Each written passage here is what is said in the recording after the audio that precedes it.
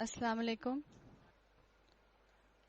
الحمد للہ الذی نحمده ونستعینه ونستغفره ونؤمن به ونتوکل علیہ ونعوذ باللہ من شرور انفسنا ومن سیئات اعمالنا من یهد اللہ فلا مضل له ومن یضلل فلا هادی له ونشهد ان لا الہ الا اللہ وحدہ لا شریک له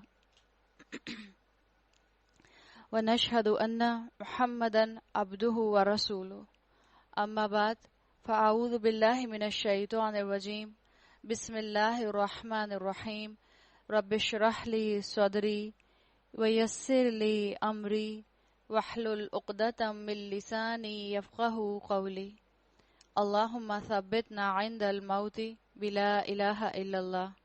اے ہمارے اللہ، ہمیں ہماری موت پر کلمہ لا الہ الا اللہ پر ثابت قدم رکھیے. 15واں پارہ اور سورہ بنی اسرائیل کی آیت نمبر 15 سے ہم شروع کریں گے. بیک گراؤنڈ میں آپ کو یاد ہوگا کیا چل رہا ہے. سورہ بنی اسرائیل شروع ہوئی واقعہ معراج سے. واقعہ معراج کو 2 حصوں میں تقسیم کیا جاتا ہے. آپ صلی اللہ علیہ وسلم کا مکہ سے مسجد اقصی تک کا سفر جس کو اسراء کہا جاتا ہے، اور آپ صلی اللہ علیہ وسلم کا آسمانوں کا سفر جس کو معراج کہا جاتا ہے.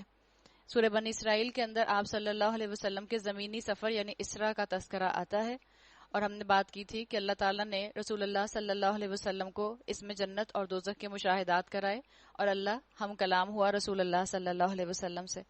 پھر بتایا گیا کہ بنی اسرائیلیوں کے اوپر اللہ تعالیٰ نے 2 عروج اور 2 زوال بھیجے. جو زوال آئے اس کی وجہ بتا دی گئی کہ ان کے پر زوال کیوں آئے. جب انہوں نے شریعت کا انکار کیا، جب شریعت کو انہوں نے پس پشت ڈال دیا، اللہ تعالیٰ نے ان کو زوال کا شکار کیا. اور عروج کی وجہ بتا دی کہ عروج ملا جب بھی انہوں نے کتاب کو قائم کیا، کتاب پر عمل کیا، کتاب کو نافذ کیا. جو 2 زوال آئے تھے، ایک آیا تھا نبوکڈ نظر کے ہاتھوں، اور آپ جانتے ہیں کہ بیبیلون کا بادشاہ تھا اور بہت زبردست طریقے سے اس نے جنگ کی تھی بنی اسرائیلیوں کے خلاف.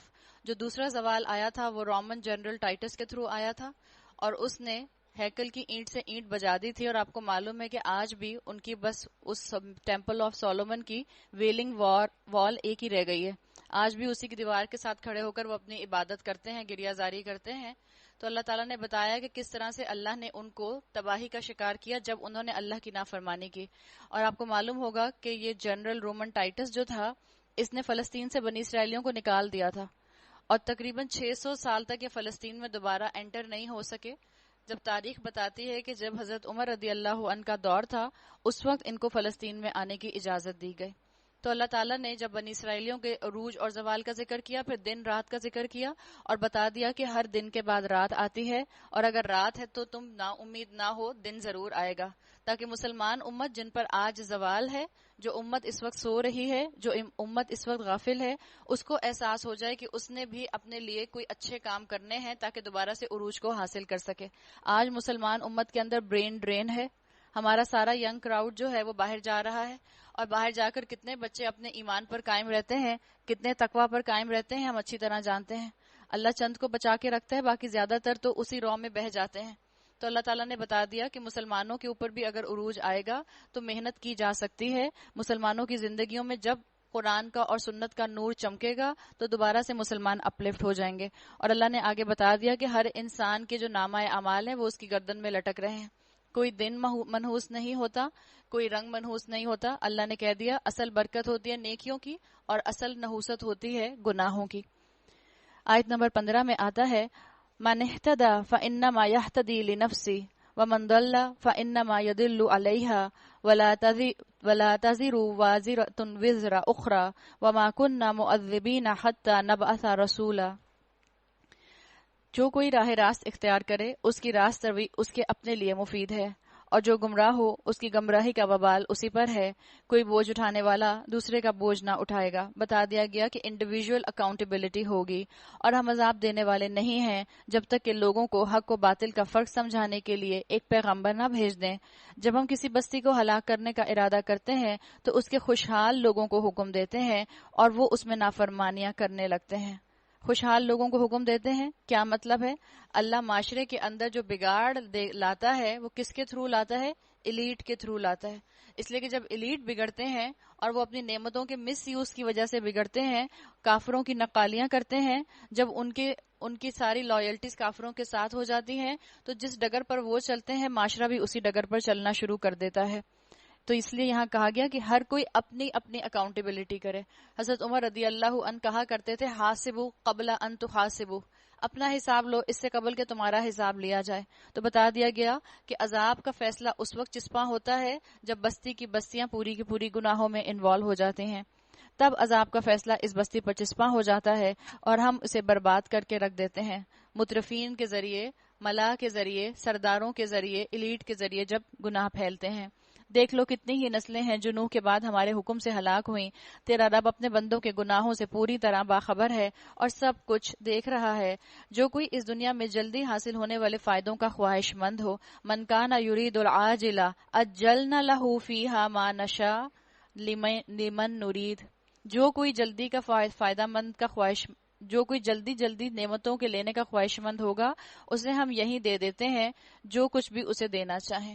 ہم نے کل بھی بات کی تھی، حضرت عمر رضی اللہ عنہ جو تھے وہ کہا کرتے تھے کہ مجھے خوف آتا ہے اس امت کے اوپر نعمتوں کی بارش دیکھ کر کہ کہیں اللہ تعالیٰ نے اس کو خیر دینے میں جلدی تو نہیں کر دی، کہیں سارا خیر اسی دنیا میں تو نہیں دے دیا گیا. ان کو ڈر لگا کرتا تھا. دنیا مچھر کے پر سے زیادہ بھی حقیر ہے، تو جو بھی اس کا ارادہ کرے گا وہ دیکھ لے کہ اللہ پھر اس کو جلدی دے دے گا، لیکن حقیقت میں ملے گا کیا اس کو؟ مچھر کا پر.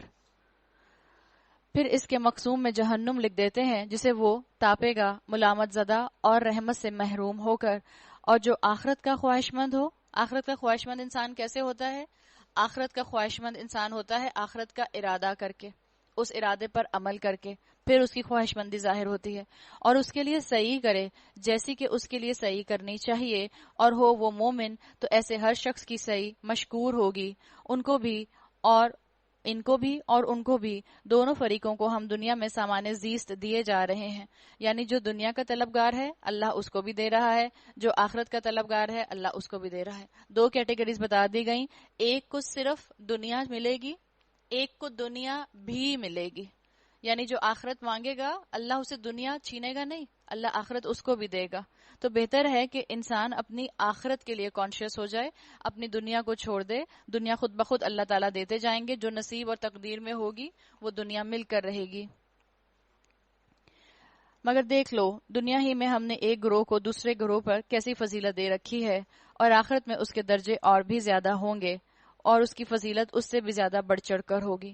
اللہ کی نظر میں ایسے لگتا ہے ان آیات میں اس انسان کے لیے بیزاری ہے جو صرف اور صرف دنیا مانگتا ہے. تو کانشیس ہو کر آخرت کا ارادہ کریں، آخرت کے خواہش کے ساتھ محنت کریں، اور علم حاصل کرنا اس کا سب سے پہلا قدم ہے. اگر آپ آخرت کے خواہش مند ہیں تو آخرت کا خواہش مند بننے کے لیے سب سے پہلا قدم جو آپ کو اٹھانا ہوگا وہ علم کا ہوگا. علم آپ کو عمل پر دوڑائے گا. مگر دیکھ لو دنیا ہی میں ہم نے ایک گروہ کو دوسرے پر کیسی فضیلت دی، اور اللہ تعالیٰ نے بتا دیا کہ اللہ جس کو چاہے بڑھ چڑھ کر فضیلت دے سکتا ہے. تو اللہ کے سوا تم کسی کو معبود نہ بناؤ، ورنہ ملامت زدہ اور بے یار و مددگار بیٹھے رہ جاؤ گے. تیرے رب نے فیصلہ کر دیا تم لوگ کسی کی عبادت نہ کرو مگر صرف اس کی.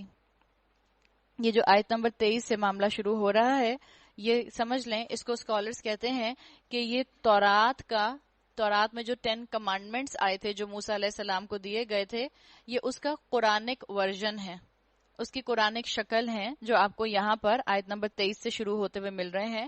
اور ابن عباس کا قول بھی اس کی سپورٹ میں مل جاتا ہے. اللہ تعالیٰ نے کیا کہا؟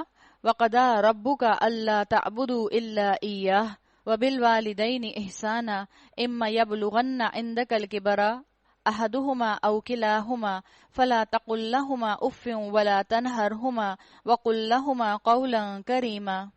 تیرے رب نے فیصلہ کر دیا ہے تم لوگ کسی کی عبادت نہ کرو مگر صرف اس کی.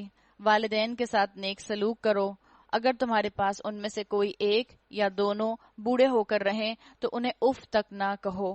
اللہ تعالیٰ نے بتا دیا، پہلے اپنی بات کی کہ انسان اپنے آپ کو شرک سے محفوظ رکھے، اور ہم شرک پر بات کر چکے ہیں کہ شرک کتنی طرح کا ہوتا ہے. 3 طرح کا شرک ہوتا ہے. ہمیں ہر طرح سے اپنے خیالات کو، اپنی عبادات کو، اپنی سوچ کو، اپنے عقیدے کو شرک سے پاک کرنا ہے.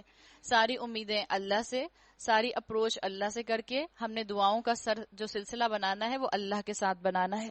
تو اللہ نے کہا کہ اللہ کے ساتھ کسی کو شریک نہ کرو، شرک سے اپنے آپ کو محفوظ رکھو، اور شرک سے انسان صرف کانشیس ہو کر علم کے ساتھ محفوظ رہ سکتا ہے، ورنہ بہت باریکی سے انسان شرک میں مبتلا ہو سکتا ہے اور اس کو علم بھی نہیں ہوتا. پھر اللہ تعالیٰ نے اپنے بعد والدین کا ذکر کیا کہ ان کے ساتھ نیک سلوک کرو. وَبِالْوَالِدَيْنِ إِحْسَانًا، وَبِالْوَالِدَيْنِ اور والدین کے ساتھ احسانً. یہاں پر کیا آیا؟ حسن سلوک کرنا.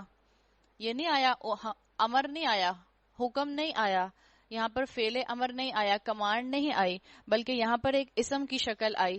اور یہ اسم کی شکل اس طرح سے لانے کا مطلب کیا ہے؟ آپ کو پہلے بھی بتایا کہ عربی زبان کے اندر اسم اور فعل کے اندر بیسک فرق یہ ہوتا ہے کہ اسم والی چیز جب آتی ہے تو اس کا مطلب ہے کہ یہ چیز ہمیشہ ہوگی. فعل کے اندر جو ہے وہ ٹیمپرری فیلنگز ہوتی ہیں، اس لیے کہ فعل میں کوئی کرنے والا چاہیے ہوتا ہے. کوئی ہوگا تو یہ کام کرے گا، کوئی ہوگا تو یا وہ کام ماضی میں کرے گا، یا حال میں کرے گا، یا مستقبل میں کرے گا. اللہ نے کہا وَبِالْوَالِدَيْنِ إِحْسَانًا، اور والدین کے ساتھ حسن سلوک کرنا ہے. یہاں پر یہ آ گیا ہے مصدر کے طور پر، اسم کے طور پر. بتا دیا گیا کہ والدین کی خدمت ایسے کرو جیسے تمہیں لگے کہ ان کی خدمت کرنے میں تمہارا فائدہ ہے. تمہیں ایسے لگے کہ والدین کی خدمت کرنا تمہارے لیے پلیجر ہے. تمہیں ایسے لگے کہ والدین کی بات ماننا، ان کی خدمت کرنا تمہارے لیے آنر ہے. ہمارے لیے والدین کا معاملہ کیا ہو جاتا ہے کہ اکثر اولاد اپنے والدین کو ان کے بڑھاپے میں صرف ٹالریٹ کر رہی ہوتی ہے، جبکہ اللہ تعالیٰ نے قرآن میں جگہ جگہ کہا ہے کہ والدین کے ساتھ حسن سلوک کرو. حسن سلوک سے نیچے کوئی عمل مت کرنا، بیسٹ سے کم کوئی ان کے ساتھ تم معاملہ مت رکھنا، بیسٹ معاملہ رکھنا، چاہے زبان کا استعمال ہو، چاہے الفاظ کا سلیکشن ہو، چاہے تمہاری باڈی لینگویج ہو، چاہے تمہارا ان کے ساتھ معاملہ فہمی ہو. بہت آنر کے ساتھ، بہت پلیجر کے ساتھ ماں باپ کے ساتھ معاملہ کرنا، اپنے آپ کو کمپوزڈ رکھے. اور یہاں کہہ دیا گیا کہ ان کو اف تک نہ کہو. آپ کینڈل اپنے سامنے رکھیں اور کہیں اف، تو آپ کی کینڈل کا جو فلیم ہے وہ بجھ جاتا ہے. جب کینڈل کا فلیم بجھ جاتا ہے، ماں باپ کا دل اس سے بھی زیادہ نازک ہوتا ہے. اور اف کہنا کوئی زبان سے ضروری نہیں ہے کہ اف کہا جائے. ایک تو ہے زبان سے کہنا، ہر وقت مجھے کہتے رہتے ہیں اف، آپ تو بات کو سمجھتی نہیں ہیں، کتنی دفعہ آپ کو بات کو سمجھایا ہے، نوکروں کو ایسے نہ ڈانٹا کریں. اس طرح سے انداز کہنا یہ تو اف ہے ہی. لیکن کبھی کبھی آنکھیں رول کرنا ایک ایٹیٹیوڈ کے ساتھ ماں باپ کے سامنے، یہ بھی والدین کو اف کہنے کے برابر ہے.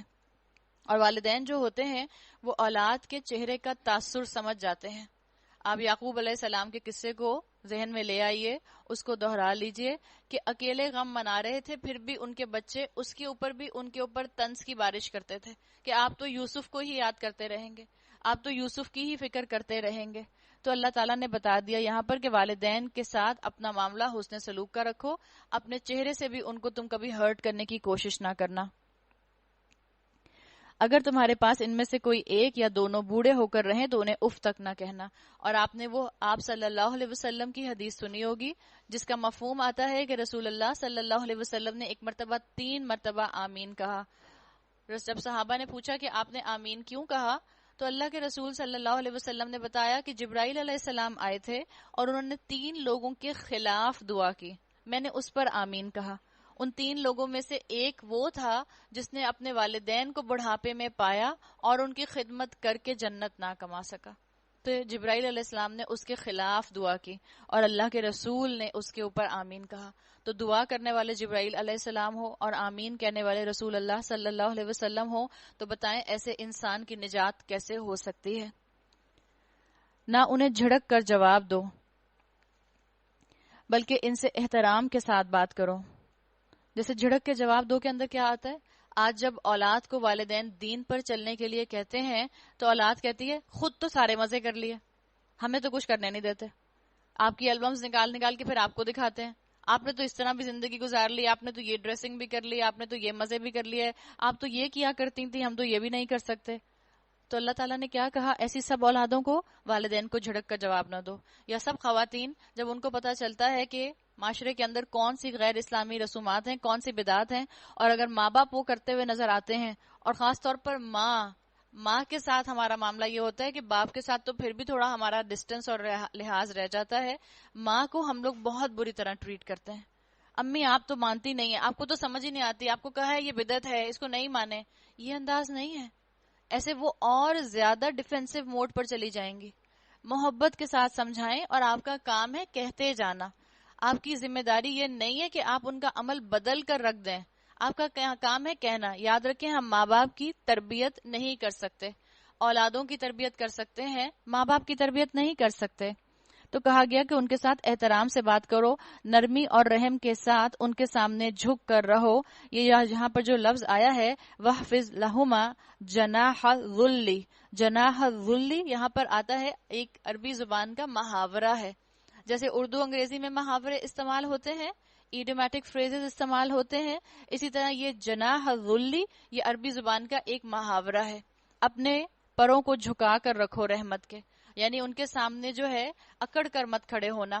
جس ماں نے تمہیں گودوں میں لے لے کر سنبھالا ہے، جس ماں نے تمہارے ڈائپرز بدلے ہیں، جب تم خود 6 فٹ کے ہو جاؤ، جب تم خود ماں سے نکلتے ہوئے قد کے ساتھ ہو جاؤ، تو ماں کے ساتھ روب سے بات نہ کرنا، ماں کے ساتھ جھڑک کے بات نہ کرنا، بلکہ کیا کرو اور دعا کیا کرو وَقُلْ رَبِّ ارْحَمْهُمَا كَمَا رَبَّيَانِي صَغِيرًا، کہ اللہ تعالیٰ جس طرح انہوں نے رحمت اور شفقت کے ساتھ مجھے بچپن میں پالا تھا، آپ بھی ان کے اوپر رحم فرمائیے. تمہارا رب خوب جانتا ہے کہ تمہارے دلوں میں کیا ہے. اولاد کی تربیت والدین کرتے ہیں تو والدین کو رب والا معاملہ جو ہے، رب والا ایسپیکٹ اپنی زندگی میں لانا پڑتا ہے. آپ نے رب کی ڈیفینیشن میں ایک اینگل پڑھا تھا، مربی، تربیت کرنے والا. والدین بھی تربیت کرتے ہیں، اس لیے یہاں پر لفظ آیا رب ارحمہما کما ربیانی صغیرا، جیسے انہوں نے میری تربیت کی تھی، جس رحمت اور شفقت کے ساتھ انہوں نے مجھے پالا تھا. تو جیسے ماں باپ نے ہمارے ساتھ شفقت کا معاملہ کیا تھا، ہم والدین کی خدمت کر کے ان کا تھوڑا سا جو ہے احسان کے ساتھ رویہ رکھ کے ہم تھوڑا سا ان کے ساتھ جو ہے شکریہ کا ایلیمنٹ شامل کر سکتے ہیں. جیسے اللہ کا شکریہ ادا نہیں کیا جا سکتا تو انسان اللہ کے سامنے عبادت میں سر جھکا دیتا ہے. اسی طرح والدین کا شکریہ ہم اس طرح ادا نہیں کر سکتے، لیکن یہ جو ہم حسن سلوک کرتے ہیں، ان کی باتوں سے درگزر کرتے ہیں، ان کی باتیں ہمیں پسند نہیں آتی لیکن اس پر ہم صبر کرتے ہیں، اس کے اندر بھی کوئی شکریہ والا ایلیمنٹ کہیں نہ کہیں سے شامل ہو جاتا ہے. تو بتا دیا گیا کہ اللہ کے بندو، نہ اللہ کے ساتھ شرک کرو اور نہ ہی اپنے والدین کے ساتھ غلط رویہ رکھو، بلکہ محبت کے ساتھ ان کے حق میں دعا کیے جاؤ. یاد رکھیں جس معاشرے کے اندر شرک ہوگا، اسکالرز کہتے ہیں اسی معاشرے میں والدین اچھے نہیں لگتے، اور پھر ایسے میں والدین کا ٹھکانہ اولڈ ہومز بن جاتا ہے، اس لیے کہ رہنے والے لوگوں کا فوکس اپنی ذات پر ہوتا ہے. سیلف سینٹرڈ لوگ بن جاتے ہیں، صرف اپنے اوپر خرچ کرنا پسند کرتے ہیں. اور جب انسان صرف اپنے اوپر خرچ کرنا پسند کرتا ہے تو پھر دیکھیں آگے اللہ تعالیٰ نے کیا فرمایا، تمہارا رب خوب جانتا ہے تمہارے دلوں میں کیا ہے. ایک رب بیانی صغیرہ کے اندر، رب ارحمہما کے اندر یہ چیز بھی آتی ہے کہ ہم اپنے اللہ سے ضرور دعا کریں کہ اللہ تعالیٰ ہمارے ماں باپ کے اندر جو کمی کوتاہی رہ گئی ہے اس کو اپنی رحمت سے دور فرما دے اور اس کو درگزر فرما دے. اگر تم سوالے بن کر رہو تو ایسے سب لوگوں کے لیے درگزر کرنے والا اللہ ہے جو اپنے قصور پر متنبہ ہو کر بندگی کے رویے کی طرف پلٹ آئیں. رشتہ دار کو اس کا حق دو. بتا دیا گیا کہ جب خرچ کرنے کی بات آئی، جب یہ کہا گیا کہ لوگ جو ہیں وہ اللہ کے راستے میں خرچ نہیں کرتے، کب؟ جب والدین کی عزت نہیں کرتے. اور والدین کی عزت کیوں نہیں کرتے؟ کب؟ جب وہ اللہ کے ساتھ کسی کو شریک ٹھہراتے ہیں. تو کہا گیا کہ رشتہ دار کو اس کا حق دے دو، اپنی پرائرٹیز کو درست رکھو، درست پرائرٹیز کے ساتھ زندگی گزارو، تمہارا معاشرہ ایک روشن معاشرے کی مثال بن سکتا ہے. یہاں قرآن میں اس مقام کے اوپر 10 کمانڈمنٹس کو رکھ کر اللہ تعالیٰ نے آپ کو اور مجھے یہ بتا دیا کہ تمہیں اپنا عروج چاہیے، تو عروج پانے کے لیے ان احکامات کو، ان سوشل ریفارمز کو اپنے معاشرے کے اندر لے کر آ جاؤ. آپ صلی اللہ علیہ وسلم کی حدیث کا مفہوم آتا ہے، یہ جو رشتہ دار کو اس کا حق دینے کی بات آئی، آپ نے فرمایا جو کوئی چاہے کہ اس کی روزی میں برکت ہو، اس کی عمر لمبی ہو، تو اس کو چاہیے کہ صلہ رحمی کرے اور رشتوں کو جوڑے. تو اگر آپ اور میں چاہتے ہیں کہ ہمارے رزق میں برکت ہو تو ہم اللہ کی خاطر اپنے رشتہ داروں سے جڑیں. جو آپ سے کٹے آپ اس سے جڑیں، جو آپ کو نہ دے آپ اس کو دیں، جو آپ کا حق مارے آپ اس کو ادا کر دیں، اور مسکین اور مسافر کو اس کا حق دے دو. فضول خرچی نہ کرو. انسان فضول خرچ کب ہوتا ہے؟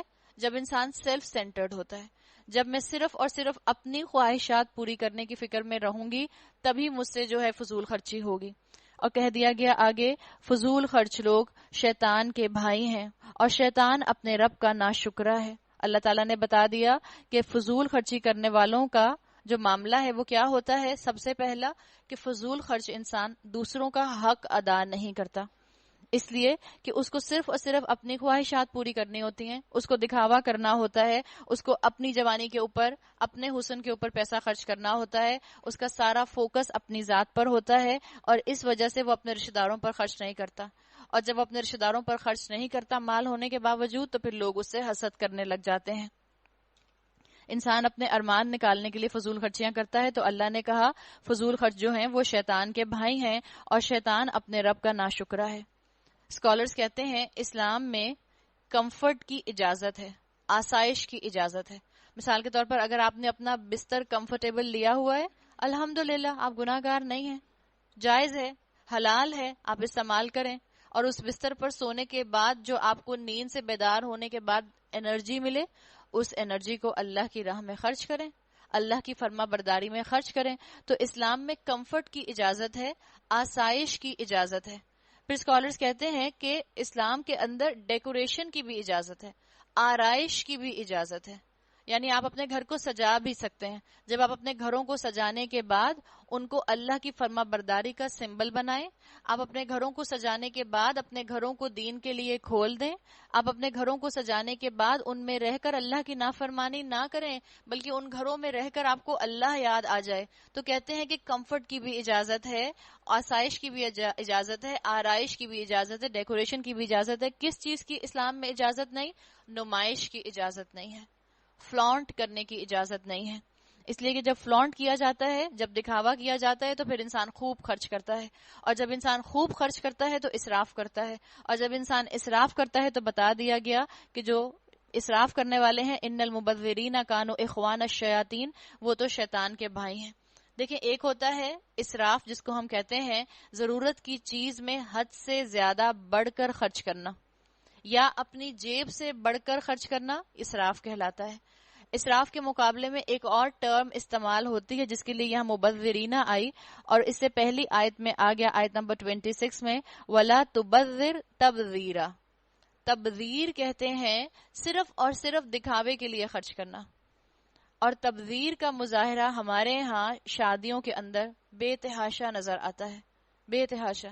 وہی سٹیج جو ایک اچھے طریقے سے ڈیکوریشن کر کے ایک اچھے بجٹ میں بنایا جا سکتا ہے، ایک کمفرٹیبل ڈیسنٹ بجٹ میں بنایا جا سکتا ہے، ہم اس کے اوپر لاکھوں لگا کر اس کو بناتے ہیں. کیوں؟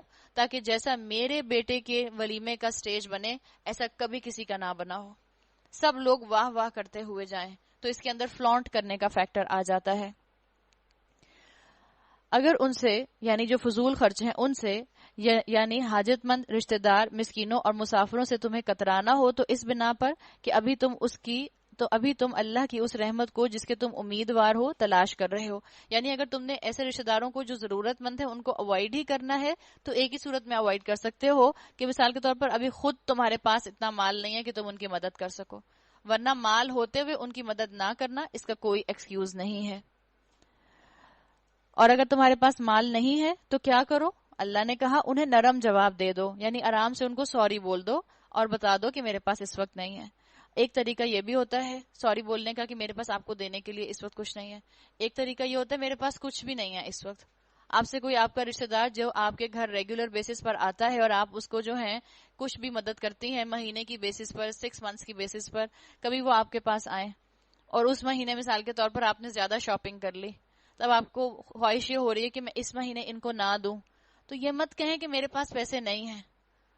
کبھی ایسا موقع ہو سکتا ہے کہ آپ کے اور میرے پاس پیسے ہی نہ ہوں. مناسب بات کرتا ہے مومن، نپی تولی بات کرتا ہے، میجرڈ بات کرتا ہے. کہیں میرے پاس اس وقت آپ کو دینے کے لیے پیسے نہیں، میں معذرت چاہتی ہوں. اور اگر آپ مثال کے طور پر ان کو 20 دیتی ہیں تو 5 دے سکتی ہیں تو 5 دے دیں، 2 دے سکتی ہیں 2 دے دیں، کچھ تھوڑے بہت دے دیں تاکہ اللہ تعالیٰ آپ پر رحم فرمائے جب آپ زمین والوں پر رحم فرمائیں گی. نہ تو اپنا ہاتھ گردن سے باندھ رکھو اور نہ اسے بالکل ہی کھلا چھوڑ دو کہ ملامت زدہ اور عاجز بن کر رہ جاؤ. تیرا رب جس کے لیے چاہتا ہے رزق کشادہ کرتا ہے اور جس کے لیے چاہتا ہے تنگ کر دیتا ہے. وہ اپنے بندوں کے حال سے باخبر ہے اور انہیں دیکھ رہا ہے. بتا دیا کہ اتنی فضول خرچی نہ کرو کہ اب تم اپنی اتنی فضول خرچی کرو، اپنے اوپر اتنا خرچ کرو، اپنی ہی جان کو اتنا سنوارتے رہو کہ تمہارا اپنی اولاد پر بھی خرچ کرنے کو دل نہ کرے. اور ہم سوچتے ہیں تو ہمیں یقین نہیں آتا کہ کبھی ماں باپ بھی ایسا کر سکتے ہیں کہ اپنی اولاد کے اوپر خرچ نہ کریں.